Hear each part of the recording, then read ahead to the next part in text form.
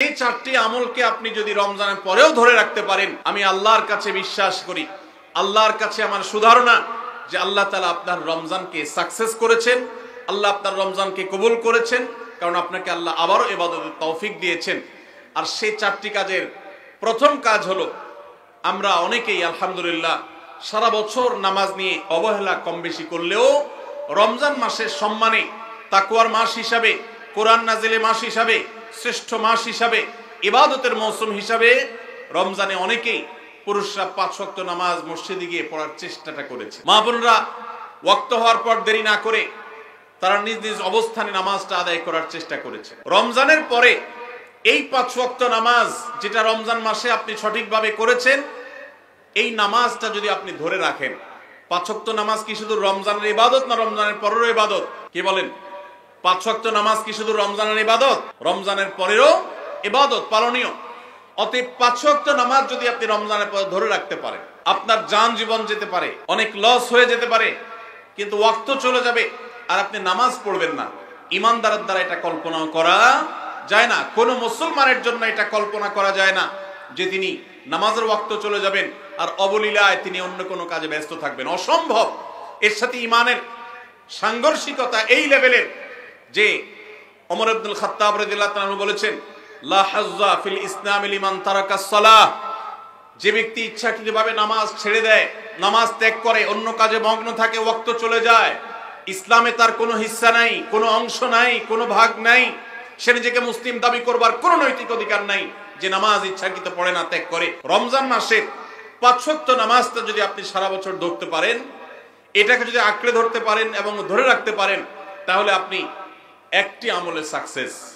Number 2, Ramzan মাসে আমরা অনেকেই আল্লাহর দেয়া তৌফিকে গুনাহ এবং পাপাচারের কাছ থেকে বেঁচে থাকার চেষ্টা করেছি। চোখের জিনা, কানের গুনাহ, হাত দ্বারা কৃত অপরাধ, নানাবিধ অপরাধ থেকে আমরা বেঁচে থাকার চেষ্টা করেছি। আল্লাহ তৌফিক দিয়েছেন। কেন? কারণ রমজান মাস তাকওয়ার মাস, গুনাহ ছাড়ার মাস, সেজন্য আমরা গুনাহ ছাড়ার চেষ্টা করেছি। এই যে রমজান মাসে আমরা পাপাচারের কাজ বর্জন করে থাকার চেষ্টা করেছি, রমজানের পরেও যদি এই চেষ্টাটাকে অব্যাহত রাখতে পারি, এটাকে যদি আমরা ধরে রাখতে পারি, ইনশাআল্লাহ আমার রমজান সাধনা সার্থক হয়েছে, আমার রমজানের ইবাদত কবুল হয়েছে আল্লাহর কাছে। এটা বুঝার সবচেয়ে বড় আলামত হলো রমজানের পরেও আপনি আমল ইবাদতের পাশাপাশি গুনাহগুলো থেকে বেঁচে থাকার চেষ্টা করছেন। আপনি কোনো পাপের কাজ করতে যাচ্ছেন, মোবাইলে কোনো হারাম ভিডিও দেখতে যাচ্ছেন, হারাম কোনো বিষয় আপনি লিপ্ত হতে যাচ্ছেন, সাথে সাথে আপনার যদি আল্লাহর কথা স্মরণ হয় আর আপনি ওই হারাম থেকে নিজেকে বাঁচিয়ে রাখতে পারেন, তাহলে আপনার রমজান সাধনা সার্থক। আপনি আর কিছু না পারেন, রমজানের এই 2টি কাজ, প্রথমত 5 ওয়াক্ত নামাজ, দ্বিতীয়ত হলো যেই কোনো পাপাচার থেকে বেঁচে থাকা, এই 2টা যদি করতে পারেন তাহলে অনেকাংশেই আপনার রমজান সফল এবং সার্থক ইনশাআল্লাহ। প্রিয় ভাইরা আমার, আল্লাহ যেখানে বলেই দিয়েছেন ইন্নামা ইয়াতাকাব্বালুল্লাহু মিনাল মুত্তাকিন, আল্লাহ শুধু মুত্তাকিদেরটাই কবুল করেন। মুত্তাকি না হয়ে আল্লাহর কাছে কিছু উপস্থাপন করলে, পেশ করলে, দান দক্ষিণা করলে, কুরবানি করলে, নেক আমল করলে আল্লাহ সেটা কবুল করেন না, মুত্তাকিদেরটাই কবুল করেন। অতএব আপনি মুত্তাকি কিনা তার পরিচয় হবে, তার প্রমাণ হবে আপনি পাপাচার থেকে বাঁচার জন্য সংগ্রাম করছেন কিনা। আপনি যদি গুনাহ থেকে বাঁচার জন্য সংগ্রাম করেন, চেষ্টা করেন, সাধনা করেন, পরিশ্রম করেন, নিয়ত করেন, ইচ্ছা করেন এবং এর জন্য আপনি পদক্ষেপ গ্রহণ করেন, তাহলে তার মানে হলো আপনি মুত্তাকি। যত বেশি গুনাহ থেকে বাঁচার চেষ্টা করতে পেরেছেন তত বড় মাপের মুত্তাকি, আর যত বড় মাপের মুত্তাকি রমজানের ইবাদত তত বেশি আল্লাহর কাছে কবুল হয়েছে, সেই ধারণা আল্লাহর কাছে আমরা পোষণ করতে পারি ইনশাআল্লাহ। প্রিয় ভাইরা আমার, একজন সাহাবী নবী করিম সাল্লাল্লাহু আলাইহি সাল্লামকে জিজ্ঞাসা করেছেন, হে আল্লাহর রাসূল, কিভাবে আমি সবচেয়ে বড় ইবাদত গুজার হব, সবচেয়ে বড় আমলকারী কিভাবে হতে পারি? আমাদের কাছে বহু মানুষ কাগজ লিখে পাঠান, চিরকুট লিখে দেন যে হুজুর কোন আমলটা করলে বেশি সওয়াব হবে, আল্লাহ বেশি সন্তুষ্ট হবেন, আল্লাহর ইবাদত বেশি হবে কোন আমলটা করলে।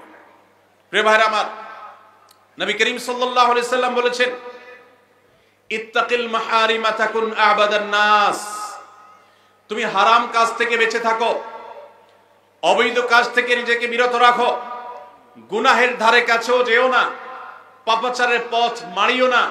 তুমি সবচেয়ে বড় ইবাদত গুজার হবে, সবচেয়ে বড় নেক আমল হতে পারবে।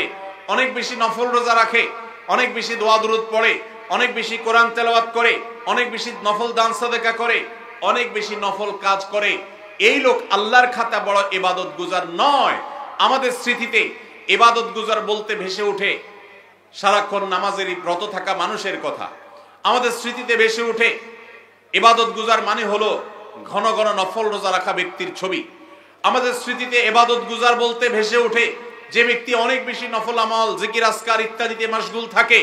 অথচ নবীজি বলছেন, ইত্তাকিল মাহারিমা তাকুন আবাদান নাস, তুমি হারাম কাজ থেকে বেঁচে থাকো, সবচেয়ে বড় ইবাদত গুজার হতে পারবে, সবচেয়ে বড় নেক আমল হতে পারবে যদি তুমি হারাম কাজ থেকে বেঁচে থাকতে পারো।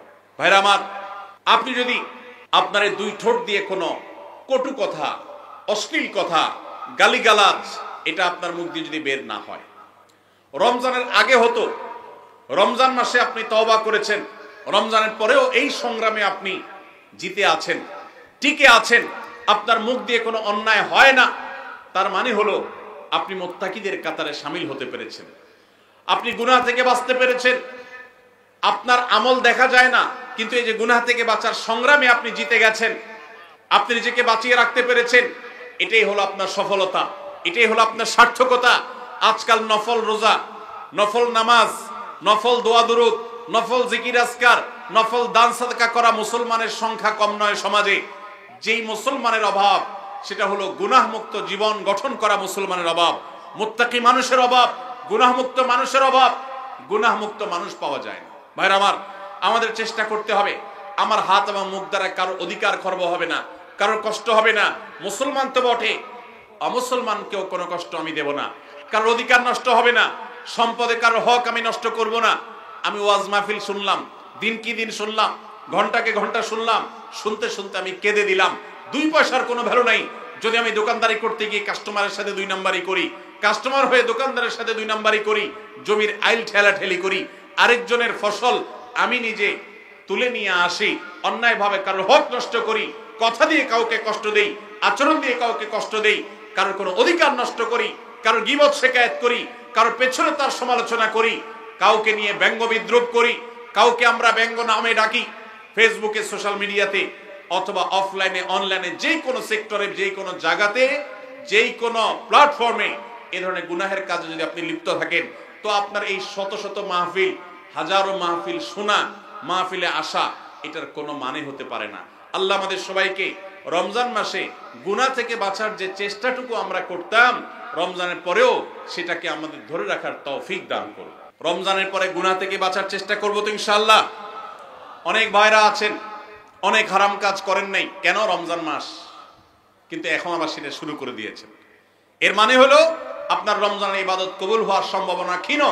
নিশ্চিত তো বলা যাবে না, তবে প্রবল সুধারণা করা যায়, সম্ভাবনা অনেক প্রবল যদি আপনার সেই রমজানের আমলগুলোকে আপনি এখন ধরে রাখতে পারেন। অন্য সব না পারেন, অন্তত আমি 4টা আমলের কথা বলেছি, 5 ওয়াক্ত নামাজ আর সকল প্রকার গুনাহ এটা থেকে বিরত থাকা, আর 3 নম্বর হলো কোরআনে কারীমের তেলাওয়াত।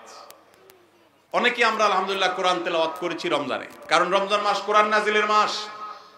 আমাদের সালাফ পূর্বসূরীরা রমজান মাসে কোরআন হাত থেকে রাখতেন না। আমরা অনেকেই নিজে কোরআন খতম দিয়েছি, যারা খতম দিতে পারেন না একটু হলো তেলাওয়াত করেছেন, তারাবিতে হাফেজ সাহেবের কাছ থেকে তেলাওয়াত শুনেছেন, কোনো না কোনো ভাবে কোরআনের সান্নিধ্যে এসেছেন। দুর্ভাগ্যজনক বাস্তবতা, রমজান চলে যাওয়ার সাথে সাথে আমাদের কোরআনের সাথে সম্পর্ক শেষ হয়ে গেছে, ঠিক না ঠিক? বহু মানুষ আছে কোরআন স্পর্শ করে না, দিনের ভিতরে 2-4 ঘন্টা, 5 ঘন্টা, 6 ঘন্টা সময় পর্যন্ত অনেকে সোশ্যাল মিডিয়াতে ডুবে থাকেন, মোবাইলে ডুবে থাকেন। সারাদিন কোরআনকে স্পর্শ করার জন্য 5টা মিনিট সময় বের হয় না, ঘন্টাকে ঘন্টা কোরআনের পরিবর্তে মোবাইল ফোনকে স্পর্শ করার সময় আমাদের হয়।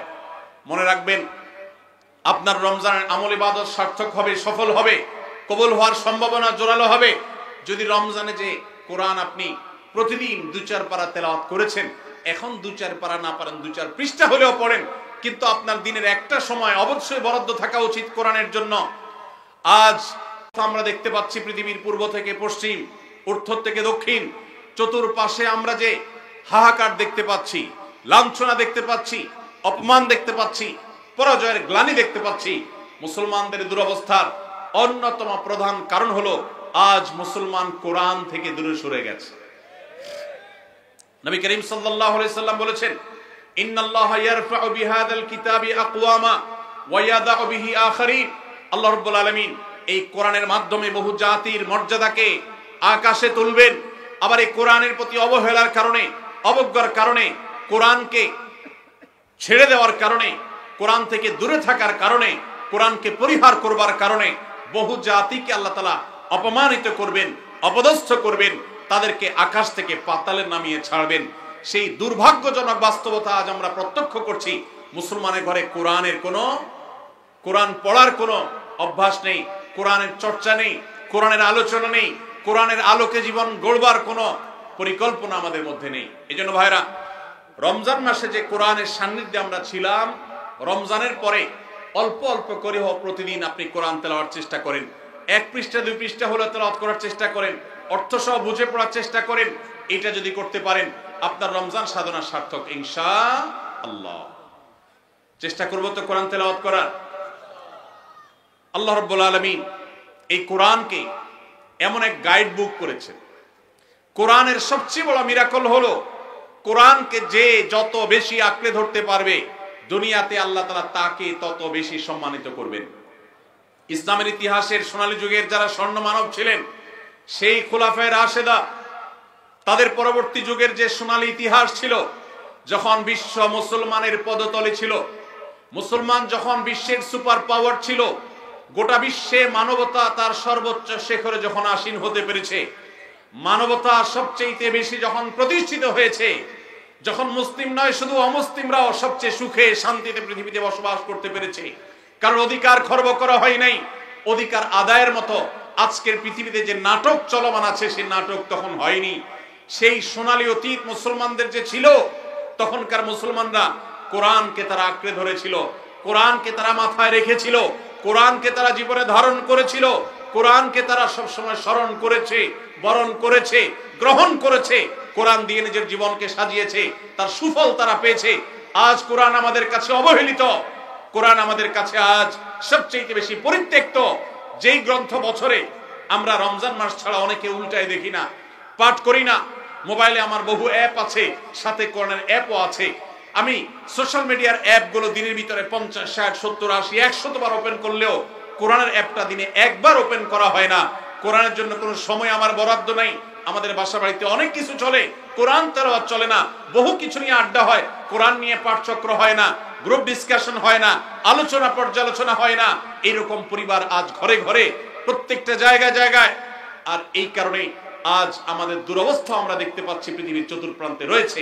আল্লাহ তাআলা আমাদের সবাইকে কোরআনকে সারা জীবনের জন্য আমাদের সাথী করার তৌফিক দান করুন। কোরআন নিয়মিত পড়বেন তো ইনশাআল্লাহ? প্রতিদিন পড়বেন তো ইনশাআল্লাহ?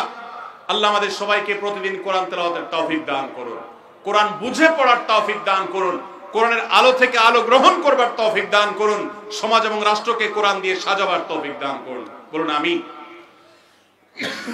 নাম্বার 4, শেষ পয়েন্ট।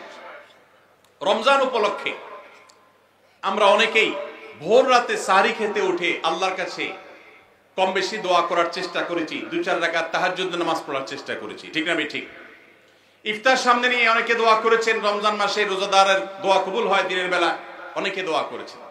রমজান শেষ, তাহাজ্জুদ পড়া তো ভোর রাতে উঠে দূরের কথা, অনেকের ফজর নামাজ পড়াটাই কঠিন হয়ে গেছে, ঠিক না? ঠিক।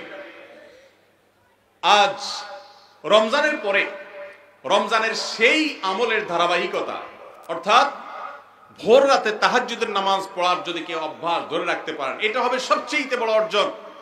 এটা যদি না পারেন, অন্তত ফজরের নামাজ, 5 ওয়াক্ত নামাজ তো পড়বেনই, ফজর নামাজ স্পেশালি জামাত যাতে কোনোভাবে মিস না হয়।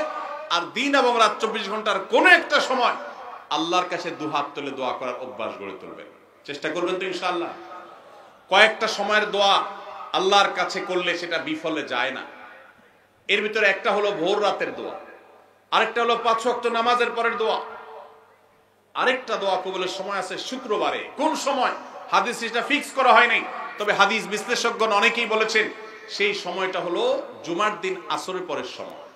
জুমার দিন আসরের পরে সূর্য ডুবার আগ পর্যন্ত আল্লাহর কাছে যদি দোয়ায় মাশগুল থাকেন, বাসা বাড়িতে আছেন, কর্মস্থলে আছেন, রাস্তাঘাটে আছেন, যেখানে যে অবস্থায় আছেন, জুমার দিন শুক্রবার বাদ আসর সূর্য ডুবার আগ পর্যন্ত দোয়া কবুলের মোক্ষম একটা সময়, অসাধ্য সাধন করবার সময়, একেবারে অসম্ভবকে সম্ভব করার সময়, আল্লাহর কাছ থেকে সবকিছু নিজের করার সময়। এই জন্য এই সময়গুলো আমরা মিস করব না। তো রমজান মাসের দোয়ার অভ্যাসটা যদি রমজানের পরে আপনি ধরে রাখতে পারেন, ব্যাস এনাফ। 5 ওয়াক্ত নামাজ,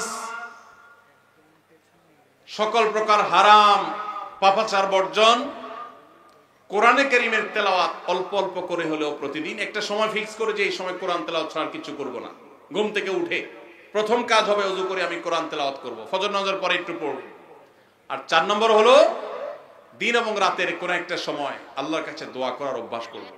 অনেক লোক আছি আমরা যে 24 ঘন্টার ভিতরে সপ্তাহে সপ্তাহ, মাসকে মাস চলে যায়। অনেক নিয়মিত নামাজি মানুষ আছেন, অনেক দাড়িওয়ালা মানুষ আছেন, এমনকি অনেক মাদ্রাসার ছাত্র, এমনকি আলেমও আছেন।